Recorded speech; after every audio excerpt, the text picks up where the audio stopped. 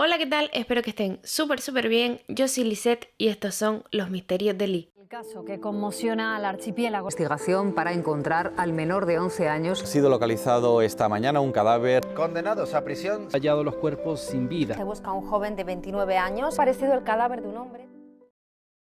Bueno, siento estos pelos, pero no hay manera de hacerlo entrar en vereda, así que así se quedan. El día de hoy vamos a hablar de Denise Pika. Denise Pika Diem nace en Hong Kong, pero para el momento de lo que sucedió, ella vivía en Arizona, Estados Unidos. Era una mujer con las ideas bastante claras y muy trabajadora. Ella trabajaba como jefa de proyecto en una empresa que se dedicaba al ámbito de las mascotas. Denise tenía pareja e incluso estaban comprometidos. Ella tenía un muy buen sueldo, un muy buen puesto de trabajo y una mascota. Un día, Denise se da cuenta de que ella no es feliz con la vida que está llevando. Ella sentía que vivía solo para el trabajo y decide terminar con su pareja y dejar por un tiempo el trabajo para poder dedicarse a vivir. Así que ella pide una excedencia en su trabajo para poder recorrer distintas partes del mundo. Denise tiene claro que va a empezar todo este viaje por Hong Kong y también tiene claro que quiere hacer el Camino de Santiago para encontrarse con ella misma. Total, que Denise prepara todas sus maletas y deja a su hermano Cedric encargado de que cada cierto tiempo vaya a su casa y vea que todo va bien. También le dio sus contraseñas del email, de sus redes sociales y también para poder acceder a la cuenta del banco. Por si pasara cualquier cosa, Cedric tuviera todo esto y pudiera vigilar que todo iba bien. Denise se va a Hong Kong, al sudeste asiático, a distintos puntos de Europa y ya luego se dirige a España para hacer el Camino de Santiago. Para quien no lo sepa, el Camino de Santiago es una ruta que se hace normalmente caminando. También hay gente que la hace en bici, en caballo, de un montón de maneras. Desde distintos puntos se empieza este camino hasta llegar a Santiago de Compostela, más concretamente hasta la catedral. En principio este camino realmente tenía un motivo religioso, pero a día de hoy la gente lo hace pues por desconectar, por encontrarse con ellos mismos, por superación o conexión. Denise sufría de una arritmia en el corazón, por lo que no podía hacer mucho esfuerzo. Teniendo en cuenta todo el pedazo de viaje que se había echado, pues tenía mucho equipaje. Cuando Denise comienza el Camino de Santiago, por esto de la arritmia y el equipaje, se da cuenta de que se fatiga mucho, por lo que la primera etapa del camino tuvo que terminarla en taxi. Ella luego en taxi también manda sus cosas hasta Santiago de Compostela y las deja allí, que las recogería después al terminar el camino. Denise quería hacer el camino sola, pero inevitablemente conoce a gente durante el camino. Entonces ella entabló amistad con una chica australiana y con un hombre que se llama Javier Pombo, que a la misma vez este hombre iba acompañado haciendo el camino por sus hijos y sus sobrinos. Aunque el camino cada uno lo estaba haciendo de manera individual, cuando llegaban a los albergues pues pasaban ratos juntos. Javier no era la primera vez que hacía el camino, entonces le recomendó a Denise que se desviara del camino y visitara el pueblo Castrillo de los Polvasares, que solamente se tendría que desviar como 1 hora del camino y merecía muchísimo la pena. Entonces Denise decide que en la siguiente etapa del camino pues iría a visitar este pueblo. Denise todos los días hablaba con su hermano Cedric. Ella le contaba qué estaba haciendo, por dónde iba y pues un montón de cosas más. Pero había trozos del camino donde la señal de la antena no llegaba y no había cobertura, entonces no podían hablar. Y con todo esto llegamos a el día de los hechos, el día 1 de abril del año 2015. Denise habla con Cedric y le dice que está haciendo la ruta y que va de camino a Astorga y que una vez ya llegado a Astorga decidiría si iba a visitar el pueblo que le había dicho Javier o no. Ella le dice a Cedric que estaba muy cansada pero muy contenta, que había conocido a gente y que seguramente coincidirían más adelante del camino. A partir de este momento ya nadie vuelve a tener conexión con Denise. El día 6 de abril ya Cedric estaba súper preocupado porque Denise, ya fuera por llamada o por correo, se comunicaba con él y ya desde el día 1 no sabía nada de ella. Él en esos días, del 1 al 6, llamó muchísimas veces a Denise, pero nada, no había contestación de ninguna de las maneras. Cedric decide entrar a su cuenta de correo electrónico y seguir los pasos más o menos que ella había dado. Ahí se encuentra con que ella había estado hablando con la chica australiana, con Javier, y se da cuenta que uno de los últimos mensajes que había tenido con Javier era explicándole lo que iba a hacer. Ella le dice que se dirigía a Astorga, que iba a dormir en el albergue El Ganso y que ya luego vería lo que hacía. Cedric, que como les digo estaba súper preocupado, decide mandarle un mensaje a Javier diciéndole que estaba súper preocupado porque hacía 5 días que no sabía nada de Denise. También le dijo que estaba muy preocupado y que si por favor él sabía algo se lo dijera. Javier se intenta poner en contacto también con Denise, pero no hay manera. Entonces lo que él hace es ponerse en contacto con distintos albergues a ver si ella había estado en alguno de ellos. Primero Javier llama al albergue El Ganso, que es donde se supone que Denise iba a dormir. Y por otro lado, Cedric entra en las cuentas del banco de Denise y se da cuenta de que todo está perfecto. Lo que sí sabe es que Denise llevaba en metálico $500. Por si pasaba cualquier cosa y tenía que responder en efectivo, pues tenerlo. Javier se involucra muchísimo en la búsqueda de Denise. La busca por todos lados e incluso él mismo va hasta Astorga a poner la denuncia de desaparición de Denise. Aunque él fue hasta Astorga, la policía le dijo que al no ser un familiar directo, él no podía poner la denuncia de desaparición.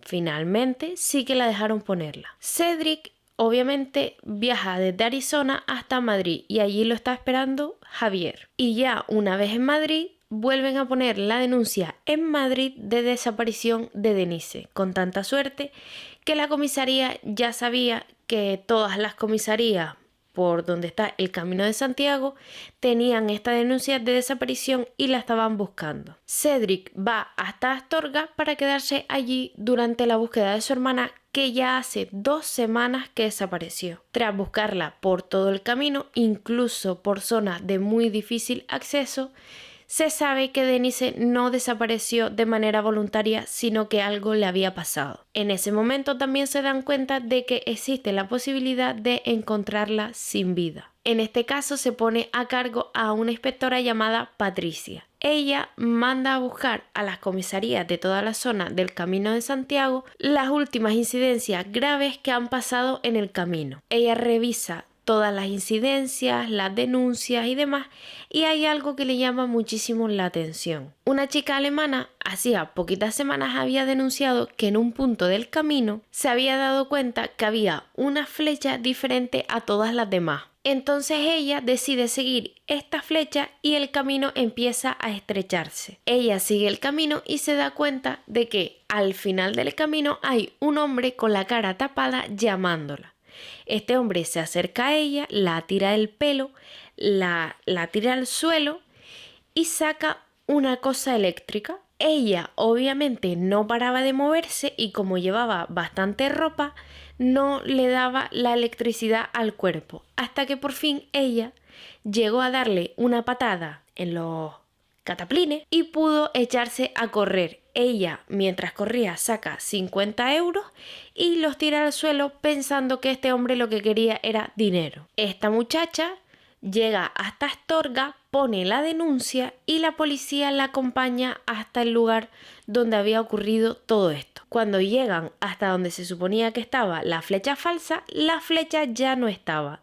Pero ella se acordaba del camino. Ella misma lleva a los policías hasta el lugar donde encontraron unas gafas que pertenecían a ella. Los policías siguen un poquito más adentro del camino y ven un puesto de caza. Avanzan un poquito más adelante del puesto de caza y se dan cuenta que hay una casa prefabricada. La policía toca el timbre de la casa a ver si esa persona había visto algo y los atiende un hombre que los atiende súper mal y es muy borde con la policía. La policía le pregunta si él sabía algo sobre las señales engañosas y él le contesta que no cree que nadie del pueblo ponga flechas erróneas. Como curiosidad, la policía se da cuenta de que cuando ellos le estaban preguntando al hombre, ellos habían dicho señales engañosas Y cuando el hombre le respondió, él dijo flechas erróneas. Este hombre se llama Miguel Ángel Muñoz.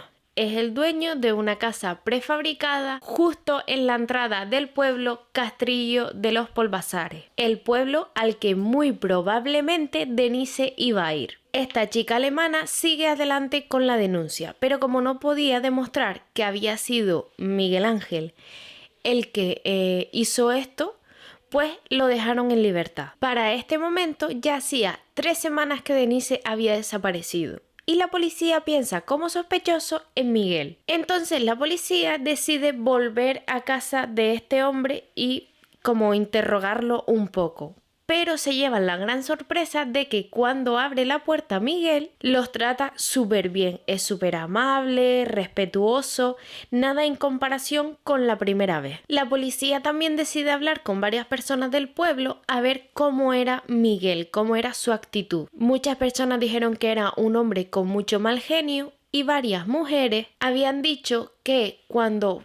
Claro, su casa estaba en la entrada y salida del pueblo, con lo cual cuando pasaban por delante de su casa habían tenido varios problemas con él. Este hombre se quedaba mirándolas y también en el pueblo daba miedo porque él solo había sido capaz de cavar un pozo séptico, que es para las aguas residuales. También dicen que Miguel ha tenido problemas con todo el mundo. También preguntaron en el pueblo si habían visto a alguien con las características de Denise y nadie la había visto, con lo cual Denise tuvo que desaparecer o le tuvo que pasar algo antes de llegar al pueblo, por lo que realmente cuadraría que podría haber sido Miguel. Pero claro, todo esto había que demostrarlo. Como les dije antes, había puntos en donde la cobertura no llegaba y este era uno de los puntos. La cobertura era muy mala, entonces no se podía seguir el rastro por el teléfono móvil. Aunque la policía lo veía como el claro sospechoso, no tenían pruebas, así que la investigación se divide. Por un lado, Javier Pombo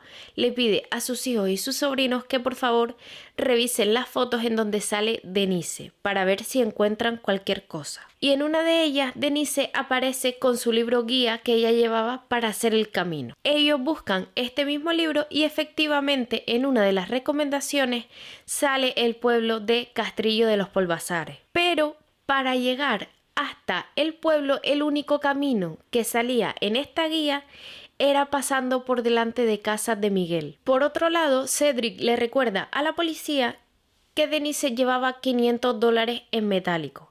Entonces la policía empieza a preguntar en todas las casas de cambio y banco de toda la zona para ver si alguien había cambiado $500. Y por fin encuentran que en esa semana de la desaparición de Denise, una persona había ido a una sucursal a cambiar $1.000, no 500, $1.000. La chica de la sucursal dice que esta persona nunca había ido a cambiar dinero allí. Incluso dice que esta persona le resultó algo extraña. Pues bien, esta persona era Miguel Ángel Muñoz. Esta chica le dijo a Miguel, el día que cambió el dinero, que la transacción iba a durar unos días en hacerse. Pero Miguel, muy borde, le insistió muchísimo en que tenía que ser para allá. Entonces, por si acaso, ella imprimió todos los billetes y le dio los 1.000 euros y ya él se fue. Para este momento ya hace 5 meses que Denise desapareció. Entonces la policía le da la mala noticia a Cedric de que lo más seguro es que Denise ya no estuviera con vida. Cedric, ya súper desesperado, habla con su familia que está en Arizona y le dice todo lo que estaba pasando. Desde Arizona la familia le pide a España que por favor se impliquen más en el caso, pero como no tuvieron respuesta, deciden mandar una carta a Barack Obama, el presidente de Estados Unidos para ese momento. La carta dice: nuestra amada hija Denise ha desaparecido en España hace más de 120 días. Usted tiene 2 hijas encantadoras. Por favor, ayúdenos a encontrar a nuestra hija. Llame al primer ministro, el señor Rajoy, y pídale que dé instrucciones a su gobierno.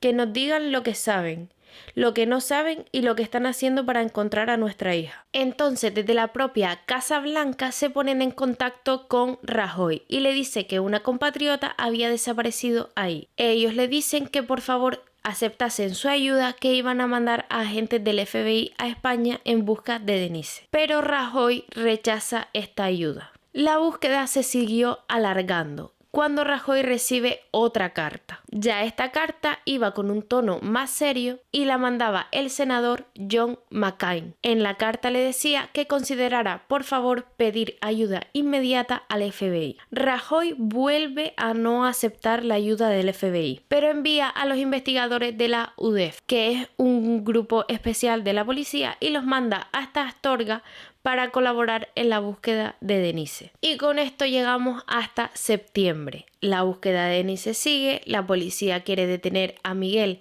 e interrogarlo, pero la UDEF decía que no, que lo mejor era vigilarlo, y le pincharon los teléfonos de Miguel. Aunque este hombre normalmente no hablaba con nadie, de vez en cuando tenía llamadas con su exmujer. Ellos hablaban porque también tenían una hija en común, pero este hombre le dice a la ex que no iban a seguir hablando porque creía que lo tenían vigilado. Un día llega una patrulla de la policía a la casa de Miguel y se dan cuenta de que Miguel había vendido unas placas solares, que había como tendido la ropa, y esto les pareció extraño.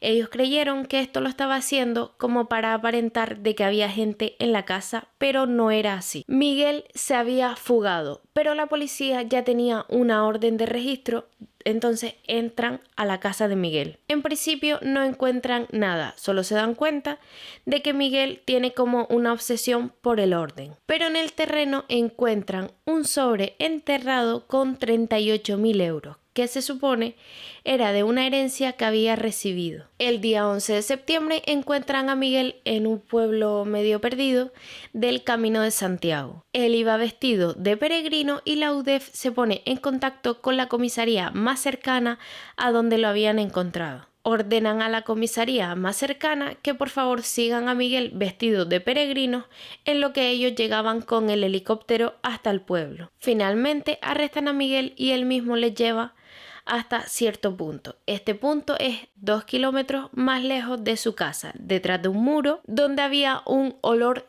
terrible, y ahí encuentran el cuerpo de Denise. El cuerpo de Denise estaba en un estado muy avanzado de descomposición y fue reconocido por los dientes, ya que Denise no tenía manos. Miguel dice que él no fue, que él se encontró el cuerpo de Denise pensando que era un jabalí, pero al acercarse se dio cuenta de que era una muchacha. Se asustó y decidió enterrar el cuerpo. La policía le insiste a Miguel de que sabe que fue él y termina confesando. Miguel dice que él iba por el camino, se encontró a Denise, le pareció muy guapa y que ella se asustó.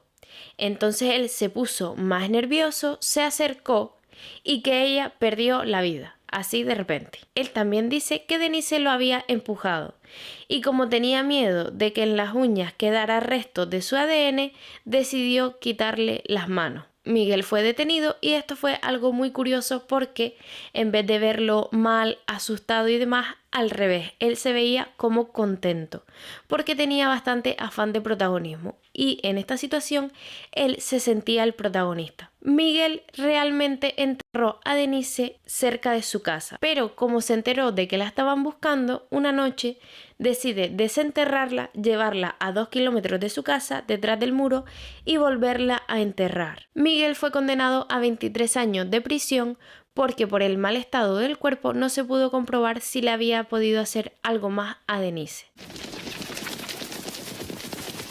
Y bueno, pues esto es todo, espero que les haya gustado o que al menos les haya entretenido, porque como ya sabemos en este canal no hablamos de cosas bonitas y mucho menos que terminen bien. Déjenme un like si así lo quieren y suscríbanse porque se vienen vídeos súper interesantes. Un besito.